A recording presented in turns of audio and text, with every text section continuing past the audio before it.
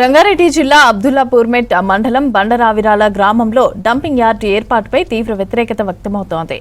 494 ఎకరాల్లో dumping yard ఏర్పాటును వ్యతిరేకిస్తూ సదస్సు ఏర్పాటు చేశారు గ్రామస్తులు. డంపింగ్ యార్డుతో కలిగే నష్టాలపై గ్రామస్తులకు అవగాహన కల్పించారు సర్పంచ్ విజయ్ కుమార్. ఓవైపు మైనింగ్, మరోవైపు మూసీతో ఇబ్బంది పడుతున్నామని, ఇప్పుడు డంపింగ్ యార్డు ఏర్పాటు చేస్తే పరిస్థితి మరింత దారుణంగా మారుతుందని చెప్పారు. ఇది బండరావిరాలతో పాటు మరో 20 గ్రామాలపై కూడా ప్రభావం చూపిస్తుందని అన్నారు. వ్యవసాయం దెబ్బతింటుందని, రియల్ ఎస్టేట్కు కుప్పకూలుతుందని ఆందోళన వ్యక్తం చేశారు. సమస్యపై అధికారులను, ఎమ్మెల్యేలను కలిసినా ఫలితం లేదన్నారు. దీనిపై కలిసికట్టుగా పోరాడాలని పిలుపునిచ్చారు ప్రజాప్రతినిధులు. ఇప్పుడు ఈ ప్రాజెక్టును మేము పొద్దున్న ఎమ్మెల్యే గారు కలిసినాము, ఎంపీ గారిని కలిసినాము, భువనగిరి ఎమ్మెల్యే కుంభం అనిల్ కుమార్ రెడ్డి గారు కలిసినాము. హెచ్ఎండిఏ కమిషనర్ కి రిప్రజెంటేషన్ ఇది క్యాన్సిల్ చేయాలని, టీజీఐసిసి వైస్ చైర్మన్ కి ఇచ్చినాము, అందరికి రిప్రజెంటేషన్ ఇచ్చినాం.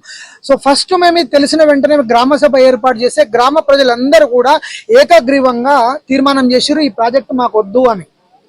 మా బండరావిరాల గ్రామం ఒకటే కాదు, చుట్టుముట్టు 10 గ్రామాలు, పిలాయపల్లి, చిన్నరావిరాల, దేశ్ముఖి, జగత్పల్లి, పెద్దగూడెం, పిగ్లిపురం, కవాడిపల్లి, బల్జగూడ గ్రామాలన్నీ కూడా తీర్మానాలు ఇస్తే ఆ తీర్మానాల కాపీలన్నీ కూడా మేము ఇప్పుడు పోయి కలెక్టర్కు, ఆర్డీఓకు, ఎంఆర్ఓకు, హెచ్ఎండిఏ కమిషనర్కు, టీజీఐసి వైస్ చైర్మన్ అందరికీ ఇచ్చొచ్చినాం.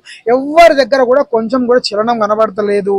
మాకు చాలా భయాందోళనగా ఉంది. ఈరోజు గత 20-30 ఏళ్ల కింద మీరు జవహర్ నగర్ లో స్టార్ట్ చేసిన జంపింగ్ యార్డును కూడా ఇట్లనే రీసైక్లింగ్ యూనిట్ లాగా తయారు చేసిరు.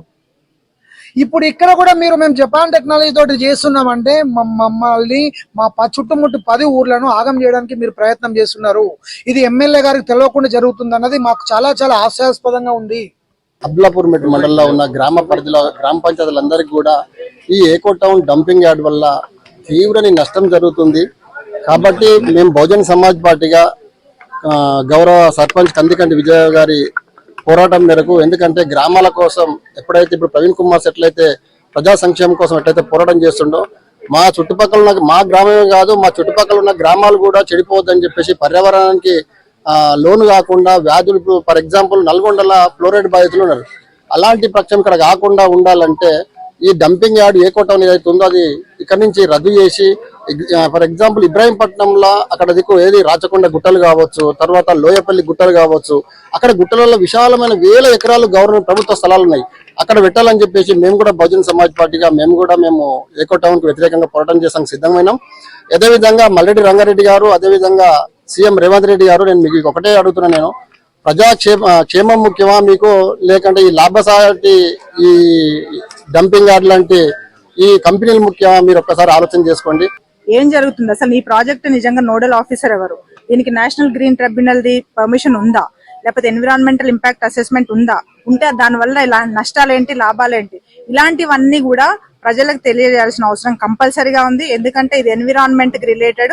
హైదరాబాద్ ఇప్పటికే చాలా కలుషితమైంది. ఇంకా కలుషితం చేయకుండా ఉండాలంటే మాత్రం మనకి తప్పకుండా ప్రతి ఒక్కరికి తెలియాల్సిన అవసరం ఉంది. దీనివల్ల నెక్స్ట్ 4 తరాలు చెడిపోవాలనా లేకపోతే మంచిగా ఉండాలనా అనేది ఈ ప్రాజెక్ట్ పైన డిపెండ్ అయి ఉంది. కాబట్టి ప్రతి ఒక్కరు దీనిపైన దృష్టి చేసి కరెక్ట్ డెసిషన్ తీసుకోవాలని కోరుకుంటున్నాను.